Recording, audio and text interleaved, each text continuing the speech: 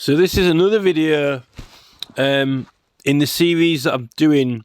There's about 3 or 4 videos following on from Neil Oliver's done a video about this King Alfred duel, which I didn't know about, funnily enough, and I've got quite a lot to say about it. Enough to fill 3 videos or 3 or 4 videos. So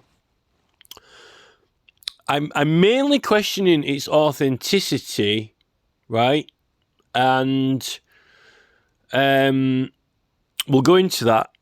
So this video is in the context of as if that you have watched and read all the rest of my videos, because it's about the petition for our ancient site and our area, the Brigantes area of Elmet and Agbridge, Castle Hill at Huddersfield, and this warrior tomb mound which we're looking at now, which is like a Liberty Cap shape, a tier shape, which has been built on. So you've got to know all the back history of that, all the local history, all the ins and outs, and the case that I've got for the area being spoiled, and some of the other history, and then all of the other evidence. So this video is on top of that, and then I've only just found out about Liberty Island in America, being exactly the same shape, and it coincides with Hobkurt's book. And then that's when Neil Oliver's published this video about this Alfred duel, which has brought it to my attention because I didn't know about it. Now, we'll just say this before we get on to looking at the actual pieces themselves that have been found, because there have been about 7 or 8 other jewels found, which are said to be pointers, which were used almost like Harry Potter ones, but they were used for reading, pointing at the words, I guess if you're thinking of the Geoffrey of Monmouth and ancient Arthur legends and all that era, it's kind of in a way, the Geoffrey of Monmouth myths of Merlin the Wizard and King Arthur, whether they're true or not, possibly could have been seen as the equivalent of the Harry Potter story we have now. It's fiction, but it's based on private schools and, wizardry and a bit of, ancient England and all this. Maybe the Geoffrey of Monmouth tales were sort of the equivalent of, like the Harry Potter stories back then, because you've got King Alfred, we've got records of.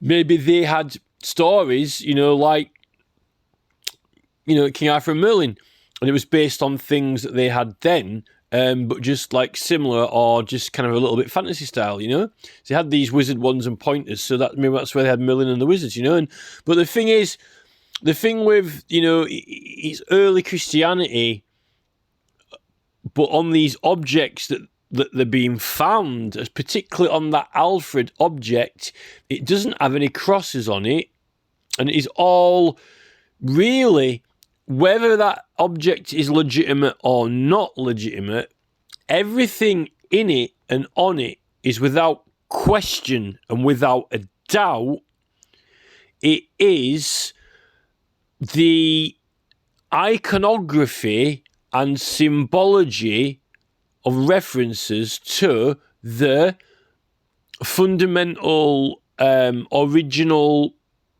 psychedelic and religious sacraments and their use of the Druids and the ancient Britons, before the prehistoric Britons and the ancient Britons, and until the Romans came over and it was illegal.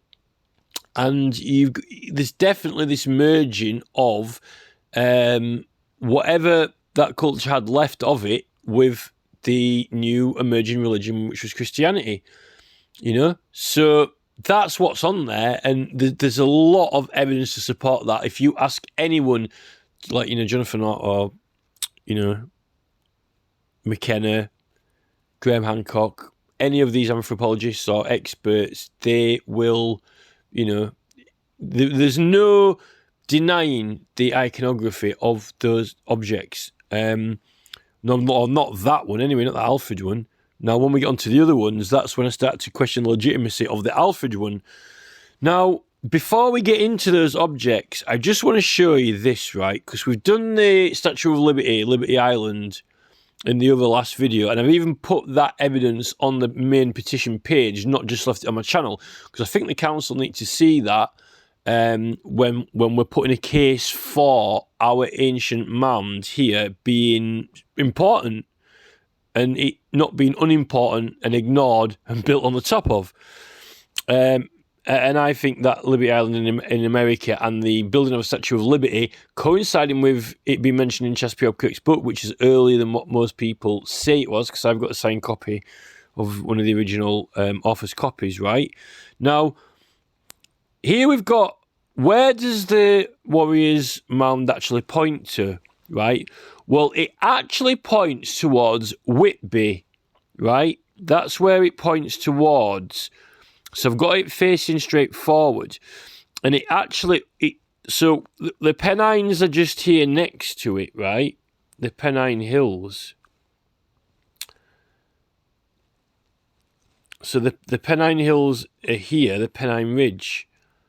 And then it actually points, straight towards the North Yorkshire Moors, which is another place that is high up where you get a lot of liberties growing as well, funnily enough, because it's the right altitude. And it points towards Whitby, right? That's where it points towards. Now, right, that's the direction it points. It doesn't actually point up to Scotland. Now, funnily enough, if you follow that line of sight exactly as we've got it lined up now, right, and follow it beyond there, it actually points towards Norway straight up, right? And funnily enough, the coastline of Norway itself here is, funnily enough, sort of a big liberty shape, and it's kind of like a massive version of that mound facing back at itself, right? Norway. Now that is interesting, right? So we'll just remember that. And then we'll go on to the objects now. Right, so this is the folder that I've put the Alfred jewels in, right? Now, I'll just show you my this is my painting of our area that I did for the Home Firth Art Week, which is actually, I put a lot of information about that and some pictures from it attached to the petition, because I did the Art Week to help promote our area.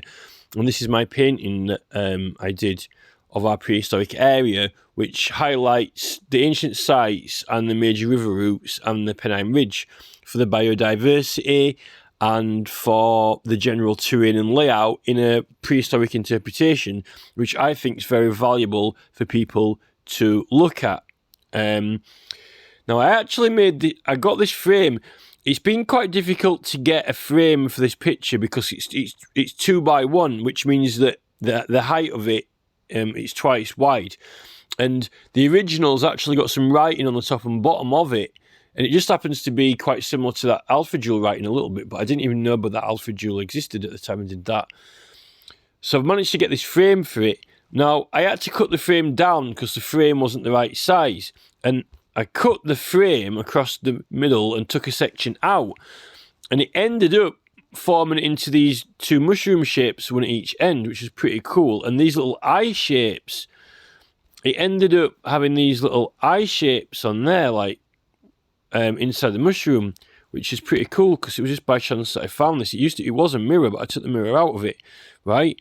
Now the funny thing is, this is the funny thing, right?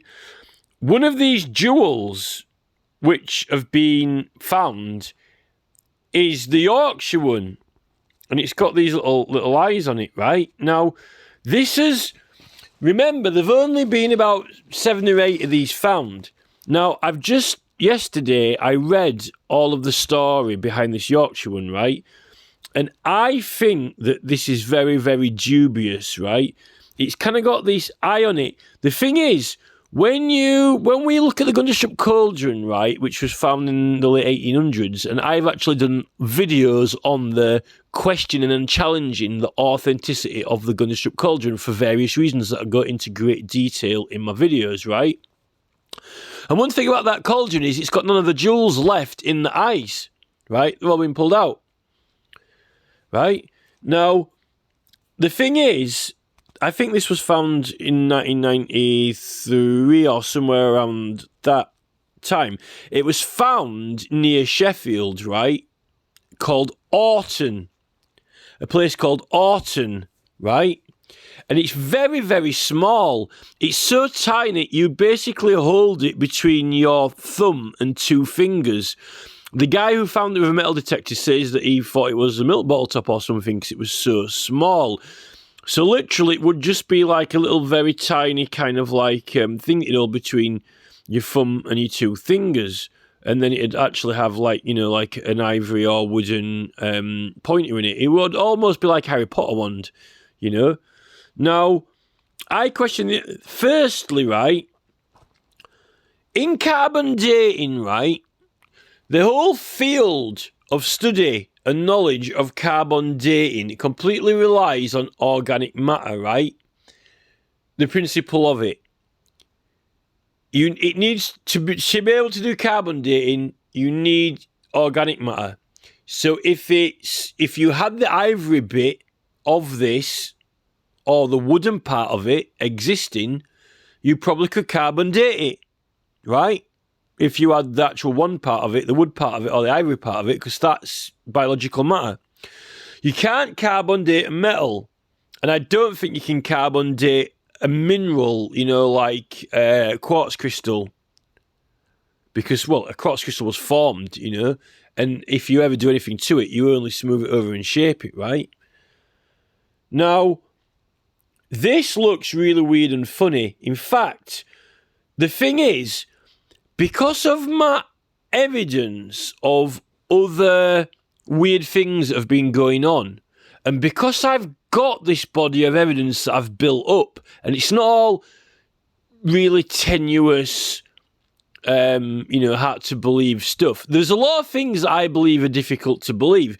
When people go on about all this John Lennon, or Paul McCartney's not even Paul McCartney, they're replacing him with someone else, and all other conspiracy theories like that. There's a lot of things that, are very tenuous and difficult to believe that I think are very difficult to believe. When I do my investigations and when I do my theories on why I think something might not be legitimate, some people might think that my suggestions are very flimsy, like, they're saying, on the front of a Beatles album cover, they're putting secret messages in it. If you play the songs backwards, it's got secret messages in it. If, Ringo's walking across in barefoot or Paul McCartney's walking across in barefoot, it means this or that, right? There are lots of songs that mean something. Ask the person who wrote it what they meant when they made it, right? Paul's alive still. Ask him if he's really Paul McCartney or not. He's there. And Ringo, ask them what it means. And ask them to tell you the truth, the whole truth and nothing but the truth, so help them God. Right? Loads of people are writing music. Ask them what it means. They're alive to tell you. Right? Now, when we're getting into my ideological investigations, and I am assessing the Gunderstrup Cauldron and the symbology and meaning on it, and then I challenge its authenticity because I find symbology on there that coincides with things that were happening at the time it was found, like the phone lines being put into the police chief's place directly, and that was the time they were synthesising a lot of drugs, and there was a lot of drugs weren't illegal. So they were doing a lot of lines of drugs and stuff like that. And you've got all these images on the cauldron, like as if he's got a telephone line cabled in, or all these little police chiefs lined up. And then you've got the, if you, I can't ask them, or else I would ask them, because it's not 18. I can't ask Sir Conan Doyle, right? But I can say I believe there is a lot more evidence and comparable ideological content in my suggestion for that which might have been important or relevant to A Knight of the Realm, Sir Conan Doyle, and the royals, right? What was happening, to put in something like that, if it was going to be faked, right? I think that, I'm not even saying that I'm right or wrong, but what I think is there is a case for that. Now, the weird thing is, the cauldron's metal, and you can't carbon date it, right? So, even a scientist cannot tell me, if he can't carbon date metal, he cannot say 100% when it was made, if it's fake or not. You can only go by the contemporary other pieces, by the style of it, right? Or where the metal's from. He can test the metal and say where it's from, but if I wanted to fake a cauldron and copy it off a style, I could source I could source tin from Cornwall, I could even find old tin from Cornwall, and I could even get metals from other places, right? It can be done. Now, if we can't carbon date something, and if there aren't any people there to question whether they're going to tell the truth or not, the only other real method you've got of finding out about it is by the meaning of it and the interpretation. After all, the item, whoever created it and whenever it was created, they made it to mean something. That was the point of it. So it's all about meaning. You don't do a picture if it ain't going to mean something, right? So it's all about the meaning.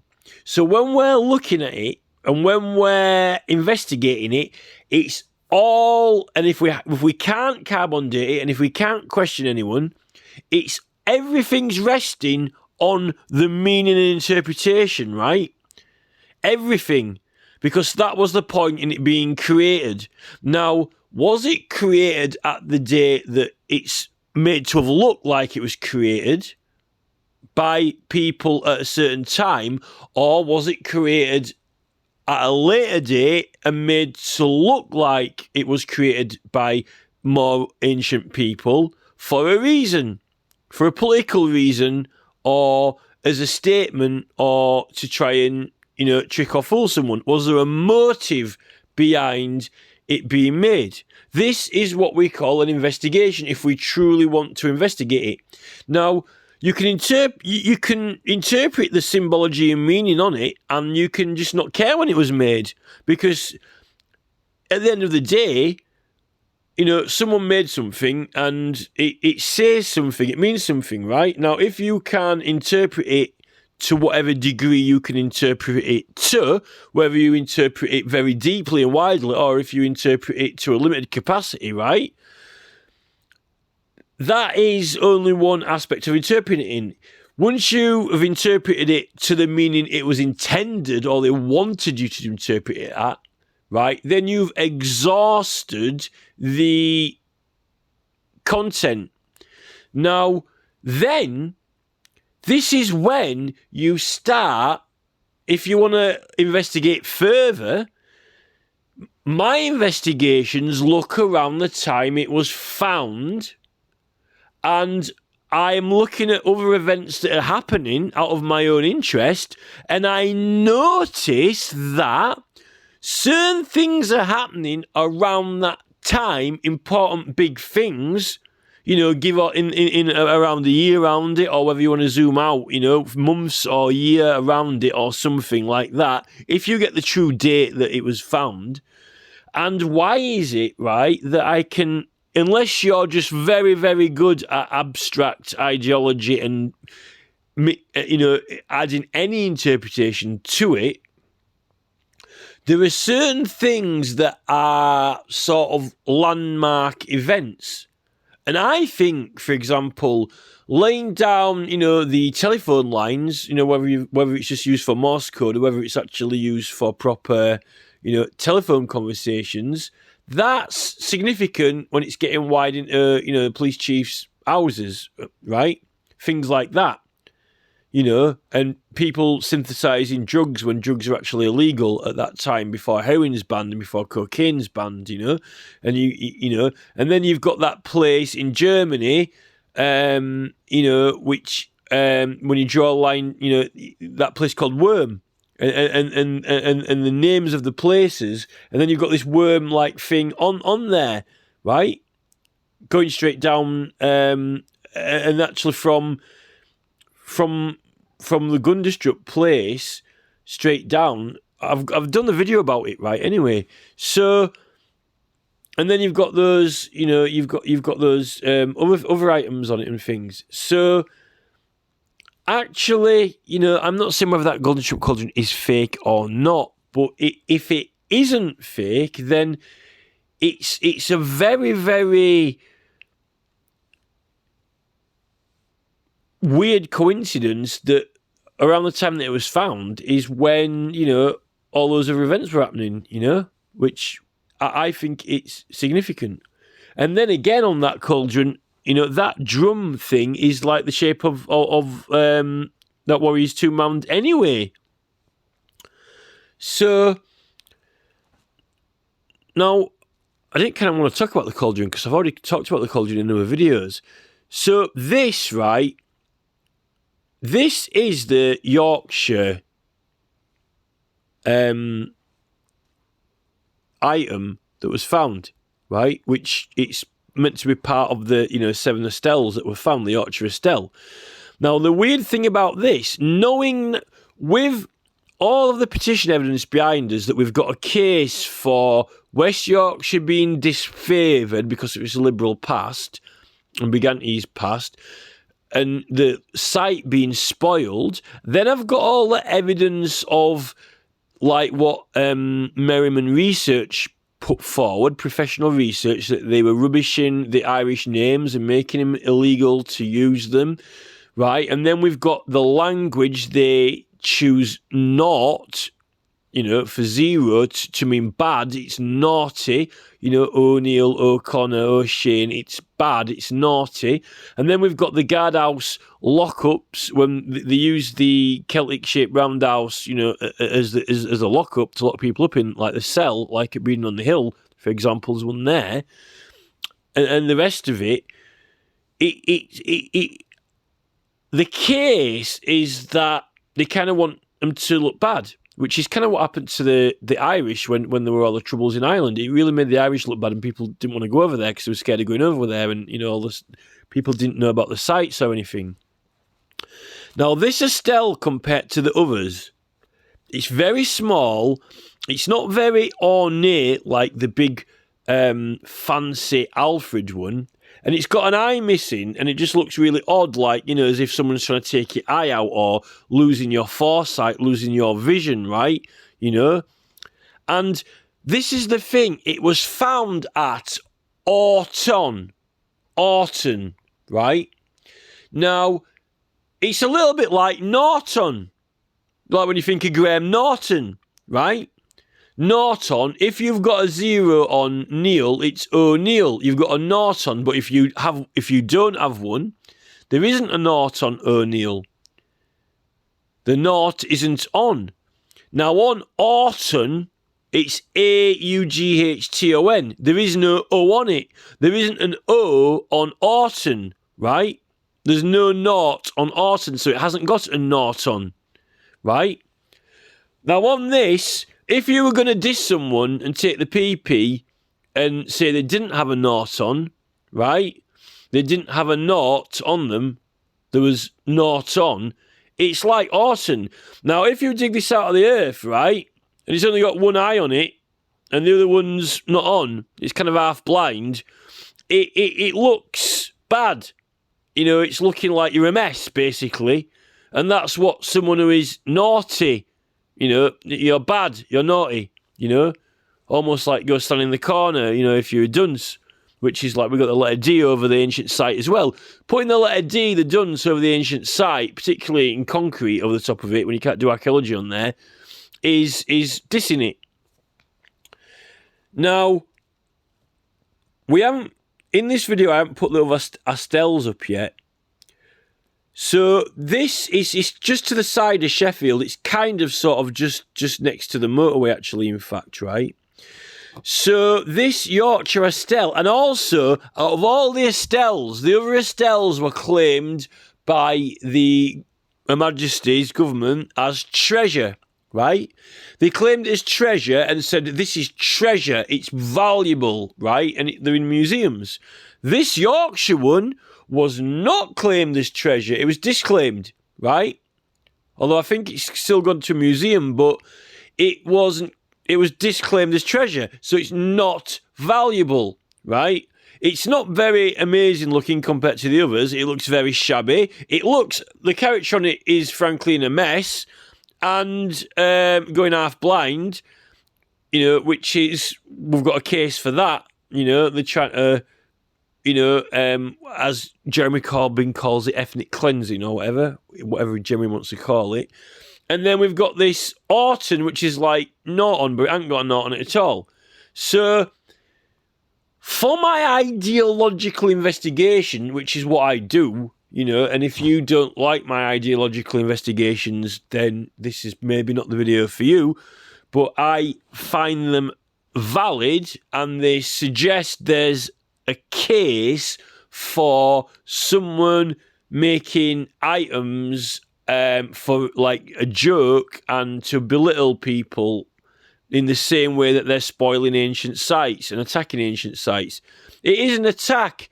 It's almost like a mockery of a people or culture. Now, there's an actual law for that. There is in existence under the European Union ancient sites protection. There are clauses that make it unlawful for people to attack people's religions, cultures, and ancient sites, right?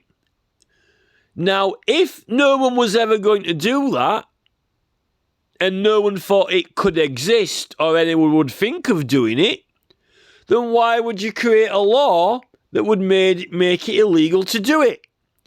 Because there's no point making it illegal to pull a unicorn out of your pocket if no one's going to ever do it or think of doing it. It would be pointless. The Munster Raving Loony Party think of policies like that. It's a criminal offence to pull a unicorn out of your pocket. Well, you can't. It's impossible. It doesn't exist. So why would somebody enact laws to say it's illegal to attack a religion and people's culture, buildings and artifacts if no one was ever going to do it or if it wasn't possible?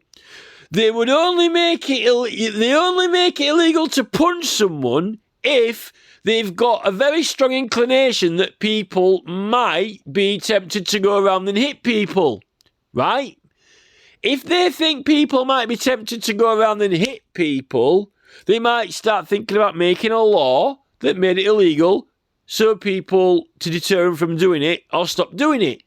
So, for them to enact a law which makes it illegal to attack a religion or religious buildings or ancient sites or artifacts or rubbish them, right? They must have had an idea or inclination to think that somebody might try or want to do it, right?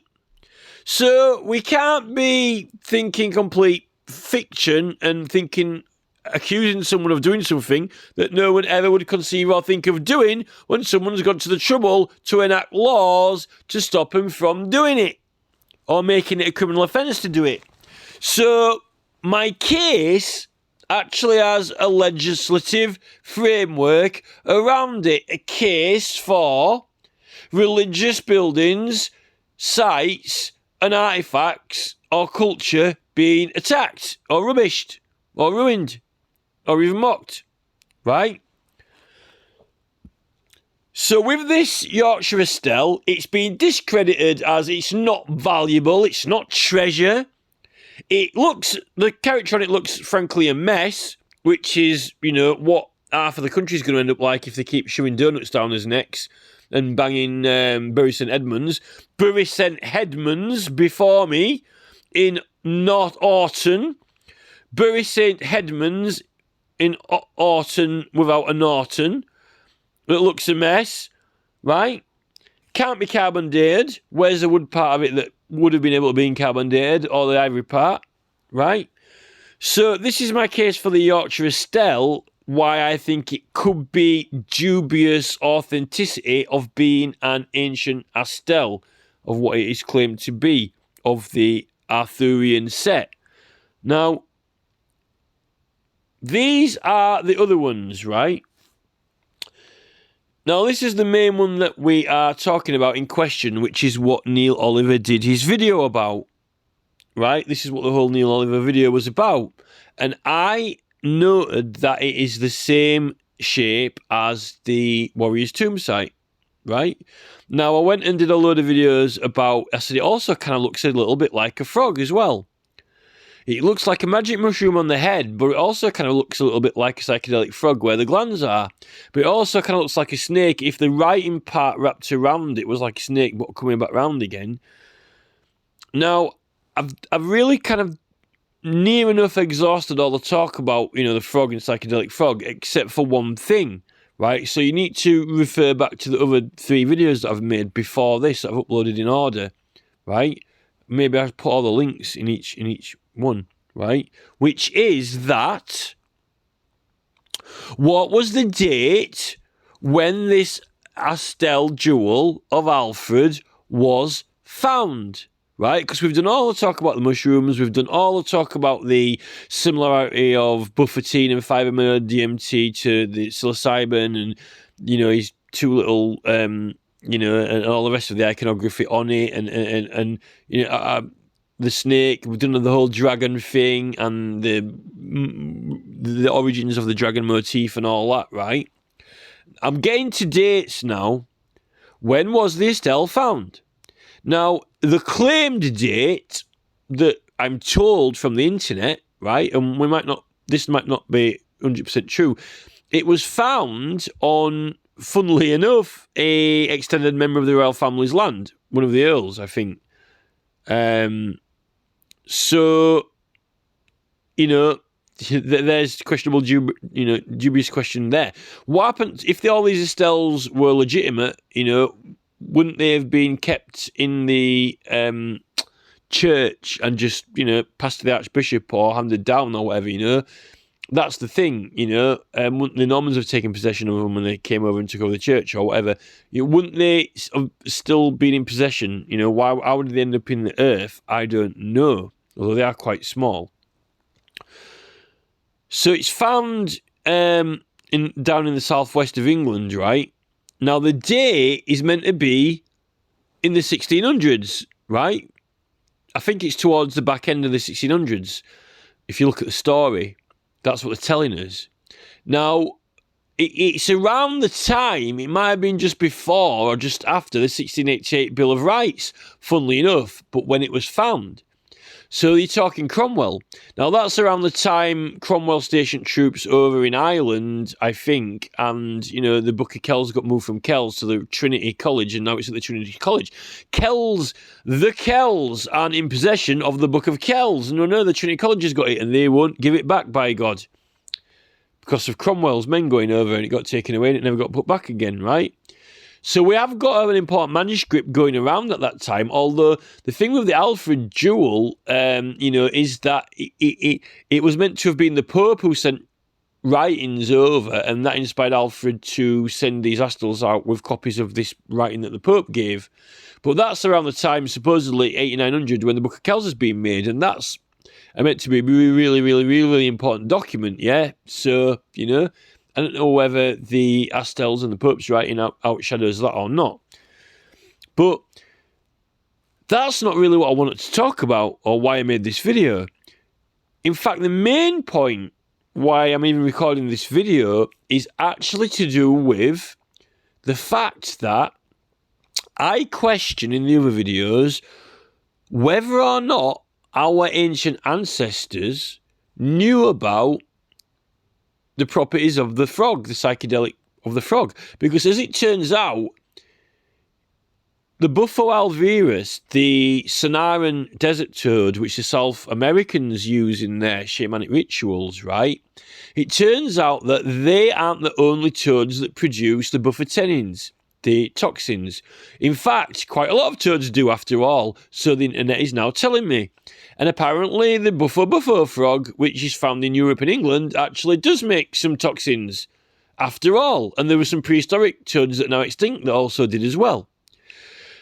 So, finding this item, which combines the magic mushroom and the frog-like shape, but finding it in the late 1600s, raises the question, when you understand the symbology on it and know about all the sacraments that are available worldwide, did the Druids and the more ancient sects within Britain know about frogs and use frogs, given that some of the frogs actually in Britain might have neurotoxins in and can be used as well as the ones over in South America? And would this try and be meaning us to lead us to believe that they knew that and Alfred knew that and they embodied it in his item when it was made? Or if it's not authentic, it would suggest that if it was authentic and genuine from 8900 AD, but it was found in the late 1600s. Now, what was happening in the world in the late 1600s is that we were out hop, skipping and jumping in boats around the world. Cortes has gone to South America. We've, sent pilgrims off from Plymouth. We've got America, right? This is when us, the Spanish and us, are exploring the Americas, and they're finding out more and more about the customs and religions of their shamans and religious sects because they're wiping them all out. And that's when they find out what they're up to. Because that's what the, religious, that's what the church did when it went to South America with the Spaniards, and that's what the church did when it went to America. It's replacing they've got churches there, missions, they've got missionaries, and they're bringing Christianity over to the Americas. So they're getting rid of the ancient cultures. But they're finding out about them. They're finding out they're doing ayahuasca, and they've got, cacti and all this.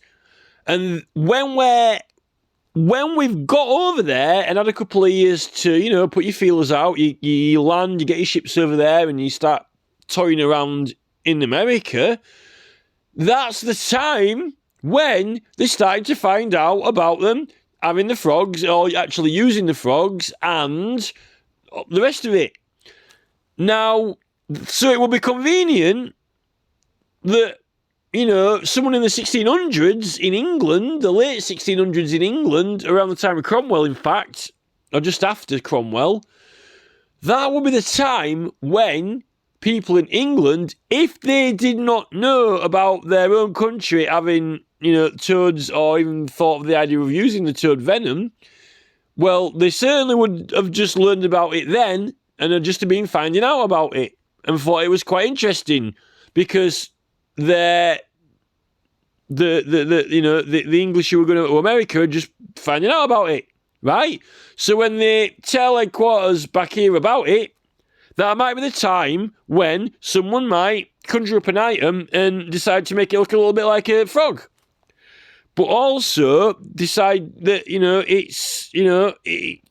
they've got similar properties to it. It's not hard to understand. You don't need a microscope. You don't actually need a microscope and chemical lab to know that these psychedelic compounds aren't similar or have similar sort of effects. That's the thing. So basically my point is, if this is an authentic 8 or 900 AD item, from similar time around to what the Book of Kells is, then did we already know about the frogs over here and use the ones over here? Was it some sort of thing that the Druids had known about and the rest of the church, as well as the mushrooms and the other psychedelics? Or had the English been over in America, and then as they're assimilating this culture, which is it's exactly the right time in the 1600s, found out about the frogs, and then decided to conjure up and plant this item in, Pemberton's back garden, or whoever's back garden it is, Earl Pimpernel's back garden, right? That's the question. Now, the thing is, with these Astelles, is this, right? There's only 7. We know that if these Astelles were made, they were meant to have been sent out with the copies of the Bible, right, and given to the bishops. Now, but the thing with these Astelles that have been found is they're all completely different. Each one is a completely different design and unique, different quality and standard, and completely different symbology. Now, unless, we had like the grey wizard, the blue wizard, Saruman of many colours, and, the red, black and blue wizards, each had a specialist magic, like in some Harry Potter film, that it might necessitate a completely different wand to each wizard or a different pointer to each bishop, then there's no reason why they would all be completely different, right? Because all of the bishops are in the same religion. So if we don't have the blue wizard, the red wizard, the sky blue pink wizard with yellow dots on, why have they all got completely different Harry Potter wands? They wouldn't. If the king commissioned pointers, Astelles to be made for all the bishops when they go out with a copy of the book he likes, surely there would all be a matching set or similar and have similar patterns and iconography on them. Unless these are later editions which went out, as sets, but why don't we have 2 of the same? Now, one of them is like a bed knob. This one is like a bed knob off a bed. It literally is just like a bed knob, right? And it's the icons and patterns on it, it's kind of a little bit like Celtic knots, but it's sort of the geometric shapes. You do get the geometric shapes within the psychedelic experience, and it's almost like the knowledge of geometry and the spheres, which is a science, really. It's a great item, and that actually would fit and hold in the hand. A round circular ball is actually held quite well in the hand, and it fits and holds in the hand a lot better than that would fit in the hand. Although these are quite small, remember. They're only quite small. They sort of fit more between the thumb and the first 2 fingers. They're really, really tiny. You don't actually hold it in the palm of your hand. You actually hold it between your thumb and 2 fingers, right? So that's one thing. Now, it has got the geometric shapes on it, but it doesn't really have any animal forms on it, and it doesn't really have any writing on it. Like the Alfred one has got writing. And it says Alfred commanded me to be made, right? If I was in the 1600s and I was going to order something to be made, right, then I might try and trick them and say, we need to make them believe that Alfred ordered it made and that it's from 800 AD. So put, right on it, Alfred ordered me to be made. Then it must have been made in Alfred times, because it says on it, look, Alfred ordered me to be made. So, if you wanted to fool someone to thinking something was from the Alfred time, you probably would get them to write on it, Alfred ordered it to be made, not me. But that would maybe hint at the psychology of someone who was asking it to be made, but not made by them, but someone else. Or else, it seems, why didn't you say God asked me to be made, Because usually, if you're on holy orders, it's God who commands you and you follow the will of God. So if Alfred truly was a Christian, and if he was following the will of God, and he ordered it to be made in relation to the Pope and bishops, surely either he'd write on it that the Pope ordered it to be made, or that, God compelled me to make it. You won't put Alfred asked for me to be made, because if Alfred was under God, I think that he would have said that God commanded it to be made, right? So that's what I think. Now, the funny thing is, some of these other ones, right? See, this one, that has no animal forms on it. It's got all these little dots. Now, you could think that they're stars going around the planet or the orbits of the astral orbits, or they could be poppy seeds, God help us. But you have got this sort of a bit of a Celtic swirl around it, but it doesn't form the full naught. It doesn't form the full zero. It comes short of a full zero. There were two circles in the middle. In fact, those look a little bit like the Algerian burial sites, a little bit. The whole shape of this actually kind of looks a little bit like the Algerian burial site, the really, really, really old one that's not too far from the Sicily Denasia cave paintings, funnily enough, like two circles and then the kind of mushroom-shaped overall pattern. But the thing is, this one is nowhere near the ornateness as the Alfred one, right? But it's similar general shape, and it's not that oval shape, And then this one, this is like a crystal, but it's got the cross pattern on. And this is more like, if you were Christianity, if you were, the cross, because they're using the cross for Christianity, that's the whole point in having these, for the Bible, when the Pope sent over. This has got a cross on, but it's actually got a crystal. They use quartz in a lot of the ancient sites to build a lot of the cairns and things. The walls were made out of quartz in them. Again, none of this is biological material, so none of these can be carbon dated unless we had the wooden part or the pointer, unless somebody's hidden it or lost it or never had it. So this has got a Christian shape, but it's got no animal forms, and it's got no, not really any psychedelic things on it. So,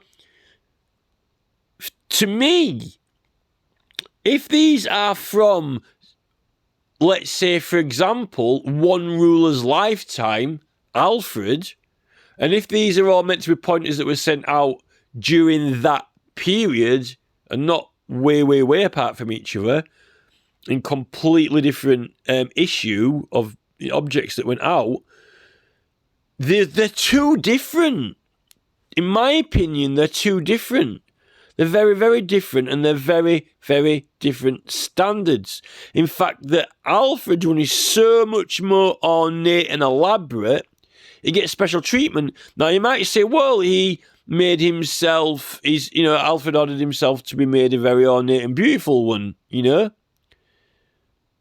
Alfred seems to be favoured by the conquering forces, even though he's Anglo-Saxon, not Norman, because it's still sort of Germanic. It's still got Germanic influence and origins into England. It's not Celtic, not Viking, but it's got some Germanic in it, you know what I mean? So, and the Vikings did have they were using the dragon, but the shape of it's so different, And another thing is, if you've got a certain shape that's convenient to hold and comfy in the hand, you would most likely stick to that shape. Although they are tiny. Here's the other one, and that's got more of a cross shape pattern to it. If you look on the sides, it's actually got zigzags a little bit like on Newgrange, but then the outsides are kind of rainbow pattern, but it doesn't have any swirls. Kind of got Newgrange zigzags on it, but they're all so different. I don't think that if you were sending out an issue of a book and they were all going to be, it's like a new publication that you're sending out, I think you would send out a matching set to the bishops. They would have the same ones because they're all at the same level, and I think they would all be of this same quality and standard. West Yorkshire really seems to be suffering on this. A, it's not even been recognised as treasure. B, it's at Orton Norton, and it's like naughty, and it's like, got an eye missing, and it's, not short of, calling us Waterloo, cocking your leg and taking a pee-pee on us, and then building on a site with a letter duns, right? So, now, I'm not saying that this is not the real deal, a legitimate item. It might well be. But as far as we know the metal can't be carbon dated, and neither can the jewel, right? So the actual, the mineral can't be carbon dated or the gold. So this is it. Now, it would be nice if they were legitimate, but why are they all completely different?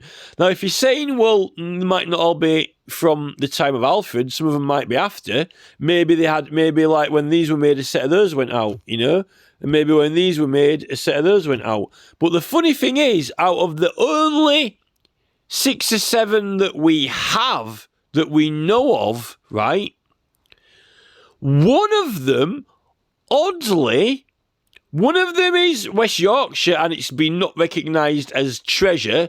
Well, if it's an Astelle, and if it's an old one, why hasn't it when the other ones have? Why would be the pig in the middle an odd one out? Why wouldn't you want to recognise it as treasure? It's gold.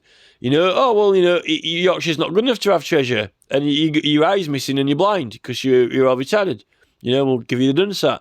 And you're all naughty, by the way, as well. Now, this is meant to be the Norwegian one. One's from Norway, believe it or not. Right? And it's kind of like the Liberty shape.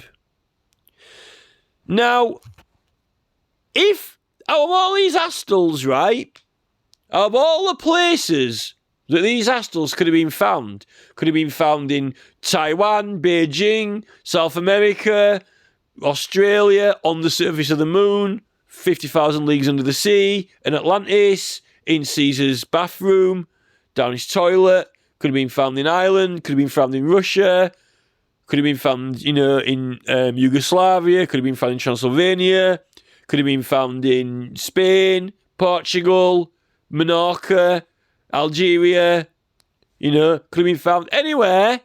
Where was it found? In Norway. Right? It's a Norwegian one. Not in England. It's the odd one out. It's in Norway. Right? Now, what was the opening piece of this video when I got it? I said, I got the Warrior's Mound, which is the Liberty-shaped hill fort right in the middle of the country, which we're having a lot of issues about and over, right? And I followed where it points to, a pointer, right? And where does it point to? Norway, which is actually like a massive outline version of itself. Norway, of all the places. What are the chances of that? So Norway shows its face in this. And that's kind of like the shape of the Warrior's Tomb. That shape. Now, also is this. But it's not associated with anything to do with the middle of the country because it's all about Wessex. Like the only way is Essex, the only way is Wessex. It's all about, Arthur in Wessex, Alfred, Wessex, Stonehenge, Wessex, Menincastle, Pembury Cross, Southwest, Glastonbury, West Kennet, Longbarrow, Wiltshire. It's the Wessex crew, right? Bigging up the rulership of England, the ancient rulers of England, the ancient sites, the mystical Southwest, right? Yet, we happen to have an ancient site here. What I'm connecting to Liberty Caps, seriously, when Stonehenge is very, very low in biodiversity for that. And it's connected to this. Now, if you're wanting to claim some connection to that site, but have the importance more down the south of Alfred, then maybe you might conjure up this item. Because again, it like the Statue of Liberty in America, popping up at the time, Chaz Hobkirk's hot off the press writing about it and drawing attention to it. It's acknowledging liberty, but it's drawing the attention away over to America. Let Lady Liberty go and, go forth and multiply in the Americas. Take liberty over there. And maybe she might lose an eye at a time. Like on this Yorkshire Astelle. Although, she's not got naught on when she's got a sharp, pointy crown. With loads of... In fact, it's like she's got multiple Astles sticking out of her head.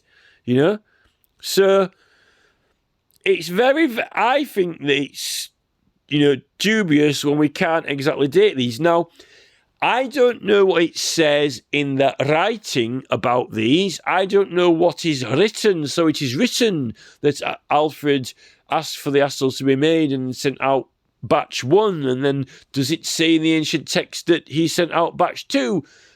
Apparently, the historians haven't even all agreed on it. It's come to an agreement after much debate that they are Astral pointers and that they exist because of this book that was sent out and they issued them to the bishops. That's after some tough debate. So if it needed to be debated to come to that conclusion, then it can't be written too much in the archives about it at all, because it'd tell you everything there. And obviously it doesn't, or they wouldn't have been heated debate about it. So my position on it is very dubious. It pops up in the late 1600s at the exact time when we're finding around in Americas, finding out about psychedelic frogs, and ayahuasca, when the church are hands-on getting in with these tribes, right? Getting right in the thick of it, right? And then this little frog-like item pops up in England in a field, Send me a telegram, Or is it legitimately 8900 and, Alfred didn't make himself one? The thing is, if Alfred's interested in learning and wise and great, if I was going to make Astles for bishops, I do like designing different things and different ideas, but if you are sending them out with the book, it goes with the book. You get them with the book, right? So I would have thought that if they're they've got this certain robes they're issuing and things like that, they would be matching, right? So, then again, who has even heard about all these Astles and things, because I hadn't heard about it before. How do you know they didn't conjure up, Has everyone been studying these for the last, God knows when? So, I'm highly dubious. I really don't like this Yorkshire one. It's been discredited. It's disfigured. It's devalued. It doesn't fit with the others in design. It's almost like being named and shamed, or Orton without an Orton. It's literally been treated, it's almost like the Warrior's Tomb itself. It's been discredited, devalued, and dunced. Not up, but it's not Norton, because it's got Edgewood Avenue on it. So it's not Norton. Or Orton. So there is something, I think there is something in this where it's not, I'm not just pulling random stuff out like the cover of a Beatles album with John Lennon walking across barefoot or Paul McCartney or whatever, really tenuous crap, when there's Paul, ask the cunt. There's Ringo, ask him. There's his manager, ask him. There are people around you can ask. It's not 873. It's not 1654. There are people around who are involved in making the album. What is the meaning of it? Are you lying? Will you swear on oath? You know what I mean? We're talking about items where we can't question anyone about it because, it's no one's around anymore. Except in 1993 when that was found. But I'm suspicious. I'm suspicious about this Yorkshire Astelle. So, why doesn't... If it's the church... I mean, even in the Vatican, on the roof, with all these Leonardo and Raphael paintings, they don't really get into the geometrics. It's the Islams who get into the geometrics. The Islams are really into the geometrics. The Book of Kells has got all the geometrics on it. If you were going to do an Astelle, if the Irish were going to do one around the time of the Book of Kells, which is, 8900 or whatever, if the people who were involved with the Book of Kells made an Astelle, it very well might have looked like that, because you would say that it could go with the illuminations, right? And even this one, even the Alfred one, you could say with the writing around it and the animal head, right? And the figure on it is sort of like Book of Kells figure style. You could even put that. And the thing is, with the Book of Kells, which I've done a whole video on that, the symbology of it, a really, really long video, he's reaching out and making the shape of a long barrow. And it's almost like he's reaching between, two faraway places as well, as it could be Ireland and England, right? Making a long barrow shape. So, but as for these, this hasn't got any cross on it. It's got all these knots on it, right? And it's got a big long loop thing around it. Now, if you're in Norway, if you wanted to try and pretend an item is in Norway and it's got a link to England and it's got some sort of Celtic link, you probably would put these long lines with circles on the end, because it's like reaching out to Norway and knots on it, and then you've got all the different clans symbolised with all the different knots. But there's no cross on it, there's no writing on it, there's no geometric patterns on it. It's almost like purely Celtic. Now that would be suggesting, Celtic roots over there. But the thing is, the weird thing is that this is just like our mound shape, and when you follow it, it goes to Norway, funnily enough. And that is the place where they're coming around the coast of Scotland and scrawling their dragons inside old ancient prehistoric cairns, which were even prehistoric back then, right? And if you think you're going around the coast, you've got all this writing going around. That's sort of like the Norwegian influence, the Viking, the Raiders, the northeastern, influence of their religion. So there is some meaning in that could be legitimate for that time. Could be, but is it legitimate or not? Or was it a 1600s creation, which they knew that as well, and wanted to connect the culture, draw symbology to Norway, because that does connect the, their animal, they were using that symbology for their religious experiences, and that's where the Warrior's Tomb points to. But it's found it's Alfred though, although he was fighting the Vikings, wasn't he? So it's interesting. For me, I just don't think that, right? I don't think, right, that I really just don't see this design, right, here in the state that it's in. I mean, if it was in brand new condition, to me, it's like they wanted it to mean something where it was found, because Norton, and it's got an eye missing. It's just too much like they really wanted to make a point out of it being found there and it to look like this. And that's the name of where it's found, and it's not going to be claimed as treasure. It means too much, the whole setup. It's almost like an art installation in the finding of the object. This is going to be found here at Orton because it's Norton and he's got an eye missing, and it's definitely not treasure because the Yorkshire are, we're cooking his leg over and pee-peeing on him because we don't like the hill fort because we put a dunce letter on it. It's too much that. It's too much of that in my opinion, which they have put the D letter on it, and they have poo-pooed on it.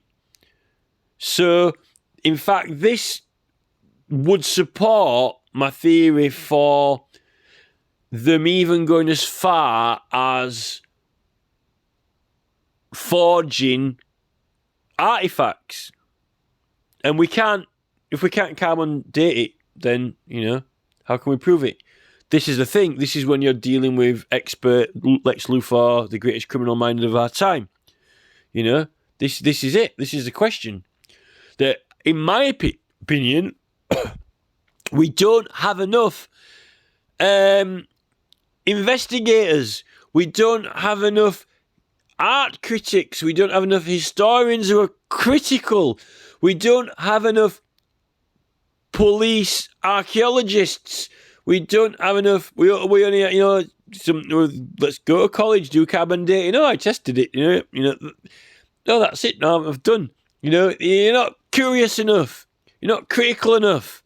In my opinion, I just don't think that they're that bothered about whether it is legitimate and authentic or not. To me, I'm bothered because I think that it's taking the pee-pee. I think that it's Orton Norton, no Norton. Look at the state you're in, you mess. And, by the time we're finished with you, you will be blind. And you won't even know when we're taking the pee-pee out of you at all. That's why we're using terrorist techniques and still pulling the fleece over your eyes now, pulling all these car accident stunts and other kidnappings, Sierra and Morrissey accident here, there and everywhere, and Boris Johnson's next door neighbour. To me, this has got, it written all over it. This is part of this franchise party group who like to, plant stuff, do jokes, comedy, events, event horizon. This is them. This is some of their work. And then we've got, like toilets popping up in the Tate Museum, which happen to be the same shape, as well. Oh, look, Waterloo. So, it's their style. It's their style of trick. Not my style of trick. Their style of trick. They don't like my style of trick because my style of trick is gathering evidence on them and crucifying them. That's my trick, my style. I like getting evidence on them and prosecuting them and petitioning to prosecute them. Which, if it might, have to result in, getting the entire House of Lords on the naughty chair, well, then we'll have to. Although the Americans have been doing that because Prince Andrew's been on it, sat in the naughty chair. I think there's a Batcave.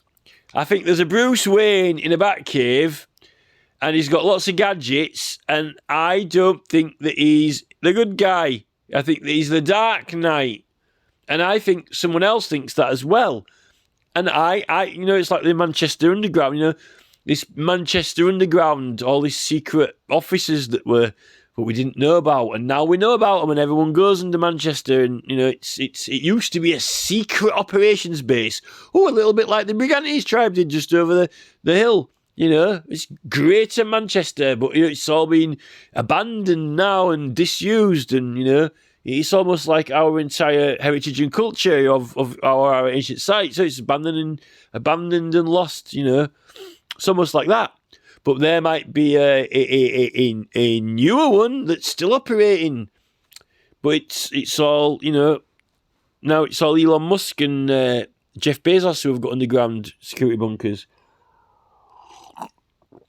I think some of these are forgeries, and I think they're political forgeries, and I think they do it for the kick, the thrill and the challenge of tricking the archaeologists. And just for the thrill of for misleading people, and also it's political as well. And I also think they're like rubbishing the other cultures, like they've done with on our ancient site. So that's my opinion, and I've got reasons for that. I've got have got evidence of, actually physical building on the site with an actual letter, rubbish in it. World War kicking off when it's starting archaeology. It's all there. It's the same.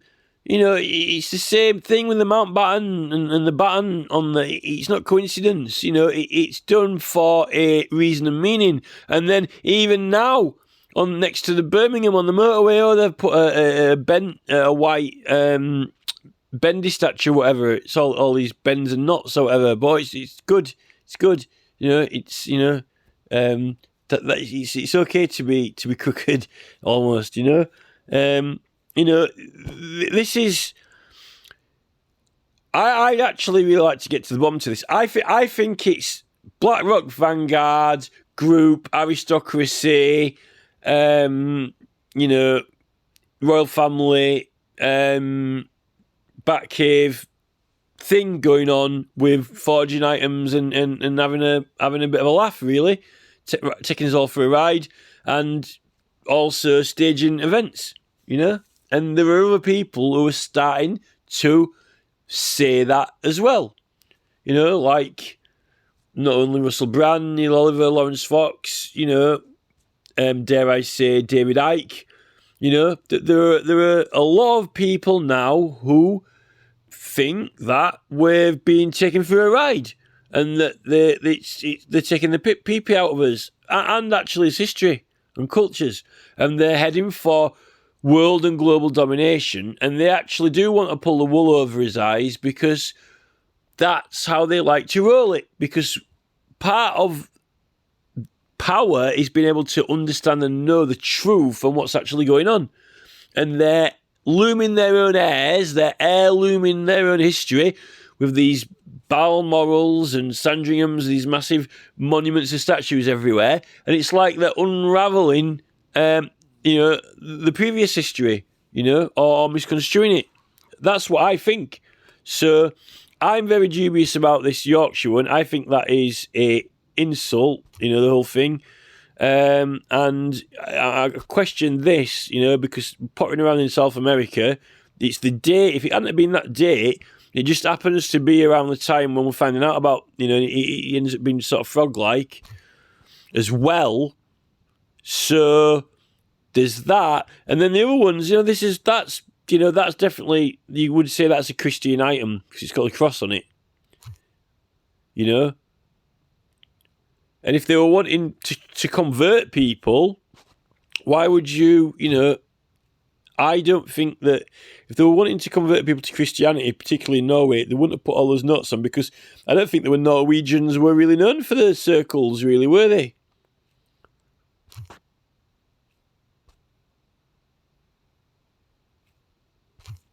Or maybe I'm wrong. Maybe they are legitimate, and maybe it's Muse talking a load of rubbish, but I'm not saying that. I'm saying that this is what I think, that it's a valid proposition based on the rest of my evidence.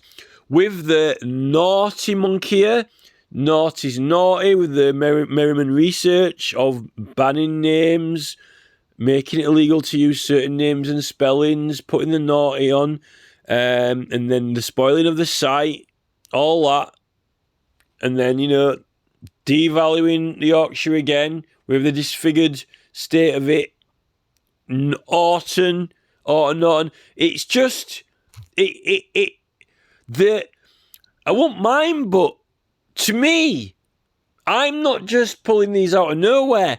I think there's a style and theme to the protagonist in this. Not the protagonist, but the villain. I think they've got a style. I think they've got a certain style, like a panache, like villains like the Joker on Batman. He's got certain trademark moves. He's the calling card. They've got a certain style. If they're gonna pee on you, they do it with style. And this is what they're doing. It's worth nothing. That's not treasure. You're just got no treasure. You can't even see properly. Look at state of you. Not on. You haven't got any zeros on. I'm taking them all off. I made it illegal to say it, and that means bad anyway. Even if you did have one, you'd be naughty. It's a style. It's my style. My style. I'm great. You're crap. This is what it is. You know, I don't go around saying other people are rubbish. These people do. They do dunces on your sites and they call you naughty and they make it actually to mean that in the language. They set the language to mean that you're bad or you're a brigand. Brigands are thieves and robbers. It's not an ancient tribe, a legitimate, honourable tribe. You're robbers. This is it. So, you know, that's where I am with it now, this Alfred Jewel. I don't know whether it's legitimate or not, but I know the symbology in it and the motifs in it, and I think that either it is a late 1600s forgery, which was influenced by, at the time, their adventures and newly learned knowledge from the Americas, which influenced it, or if it is legitimately 900, then I think they might have known something about the frogs in this country. But it's if it is legitimate 900, it would suggest influence from the Viking Norses with their dragons that were scrolling when they were going around the edge of the islands, you know. But then again, in the 1600s, they probably knew that because they'd probably been into those chambers and seen the scrollings inside them anyway. So they already probably knew that anyway. So, you know, I'll leave it up to you. But, you know, I stand by, well, the Merriman research evidence. That's not my evidence. That's someone else's evidence, and they're a professional. My evidence from the maps and from what happened actually did happen, and it's true evidence, factual, real evidence. But it relies on some meaning and interpretation, because that is everything. Because, you know, it's just someone building an housing estate. If you don't see the meaning in it and see the symbology in it, like, oh, that's letter D. And it's like, D's for Druid or Dunce, and it's on like Liberty Cap Shape Hill. And oh, look, it's also in the same place on the Alex Hogg map. And he's an imperialist. You know, that's a coincidence. You know, look, and then there's a John Speed map, and he's drawn a massive hill, but he's not drawn it there. He's drawn it at Robin's Grave. You know, that's interesting. You know, there's something there. It's not like, you have nothing, you have no evidence, you have no facts. It's far from the case that there are no evidence or facts. There's something afoot. There is something afoot. You know, that there is something going on. So, you know, I will be interested to get someone who is more competent at dating items, not just the, you know, academics debating it for another 12 months, you know.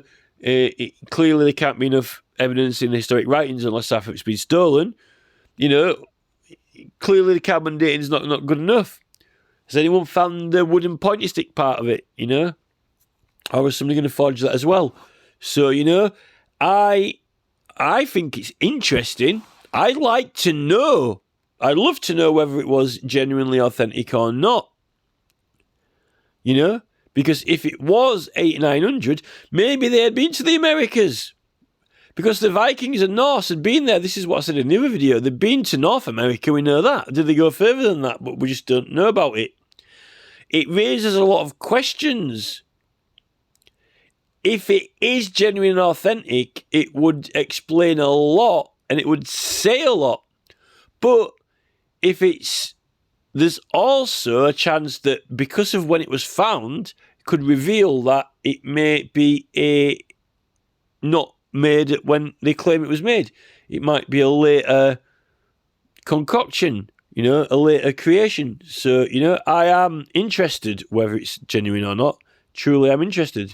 But from what my other evidence suggests, I think that there is some foul play going on as well, no matter which of these are legitimate or which aren't. There definitely is some foul play going on in there, and that's for sure. which probably amounts to a crime because, there's definitely been an attack on our ancient site, I can tell you that. Because it's been, why would the war start out exactly when Varley starts excavating the damn place? It's just too much of a coincidence. So, I'd like to find out, who these people are.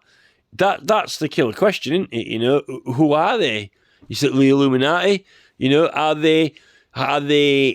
Do they have surveillance on all of the universities so deeply that as soon as any research is making progress or anything's being discovered or invented, they know just as it's happening, or even could predict it slightly before the people who are actually researching it, because they realise what they're about to discover, and that's why they're a little bit ahead of us with the technology, and why they've got these spaceships and stuff popping up on the computers of, American Air Force pilots, if it's not complete propaganda, and why Robbie Williams has seen a spaceship flying over the top of his house, in America, let me entertain you.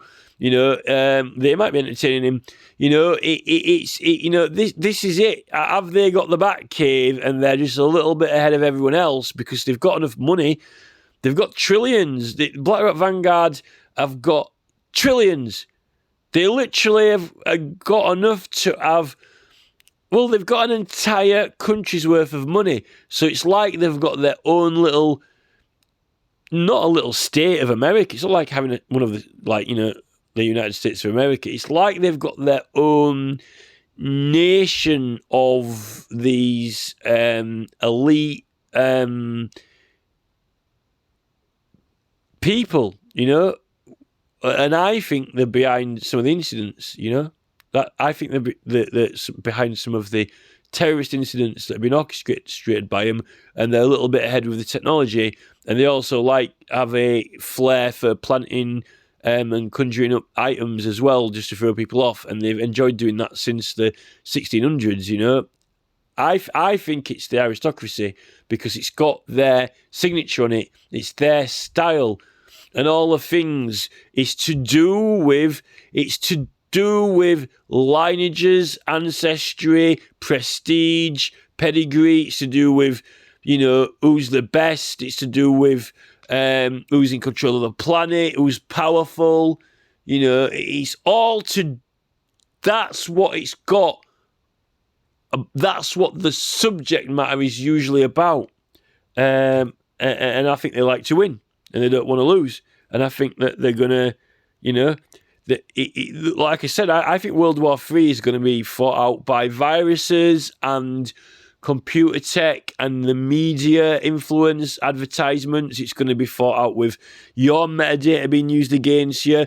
World War III will not be fought by Putin and the Russian army, I don't think. I think World War III is happening now, and it is going to be fought with you versus your own mobile phone, because they are actually using your mobile phone to get your attention, to get your money, to actually give them more power, and they turn it into a mirror just to reflect back everything that you're doing back against yourself. Particularly when they get all your metadata, and use that to send you places and get you to do things.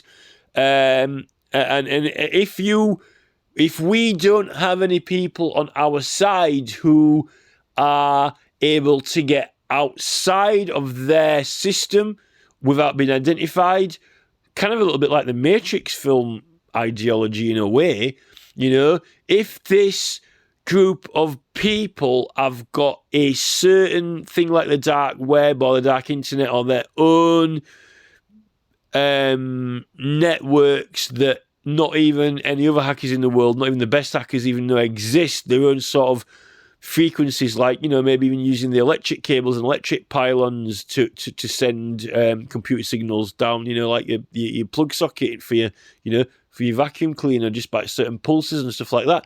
We don't know what technology they've got. Then we won't be able to beat them. But as it stands, they literally own everything.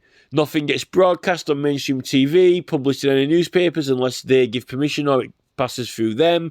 They can insult you personally through a fucking Twix advert if they want to, get your metadata, get right into the room, right next to you, right deep and personal, drop right into your conversations, know what's right going to be on your mind, and get it popped up on the next fucking Twix advert, and it will fuck you off, and you'll be punching the TV screen through, right? That is what level they're at, and that is what World War III is going to be like. It is not going to be done by weapons and guns, because we won't be voting for any of their parties or franchises. We won't be voting for any Tories or Labour or anything if they start throwing the missiles around. They're going to drop the viruses, and it's going to be all, they're controlling us because we're all addicted to ice creams and food. We can't stop doing it. They've already got control of us pretty much. They've got us buying their shit and giving them more money. Concentrating all day on making their stuff for them, what they want us to make, not snap out of it, wake up, what's going on. We are under their employment. We're tied up all day to the desk doing their bidding. It's, Mark Zuckerberg is key in this with Her Majesty's faithful knight companion, Nick Clegg. Jeff Bezos is a complete total muppetry. He's like the puppet that they've got on there, pretending, I've got all the money, I'm Jeff. Got their hand right up his puppet bottom. And Elon Musk as well. I'm doing it, for free speech and humanity. Yeah, while you're making their Neuralink stuff, so they can get us all under control and plug right in to the fucking fingerprint chip. But, this is it. So, some people are saying that they think we've got a chance against them. I'm not so certain, depending on what tech they've got, because they've literally got us and our university people on the cutting edge of the tech, and as it's happening, they are soaking it all up and putting it to immediate use, literally as it's happening or before it's happening, because just as the university students are about to make a new discovery, they will be watching them and know, they can see where it's going, and likely probably, they're one step ahead of everyone, basically. So I think that it's going to be very, very difficult to prove they're doing it, prove who they are, and bring them to justice. Because if there's one thing these people don't want to do, is they don't want people to know that they are naughty. They're not the naughty ones. They are the ones who, the words to the song, for the power and the glory forever and ever. Their power and their glory forever and ever.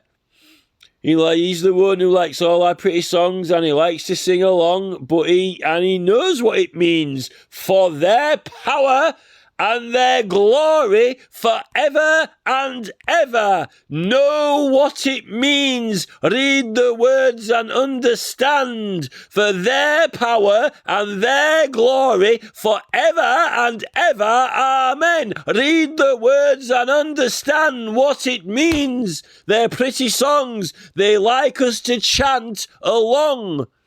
The whole nation, make the magic work, cast the spell.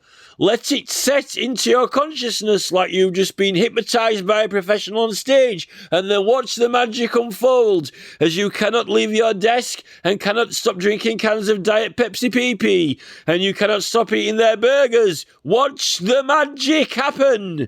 Forever and ever, their glory. Understand the song.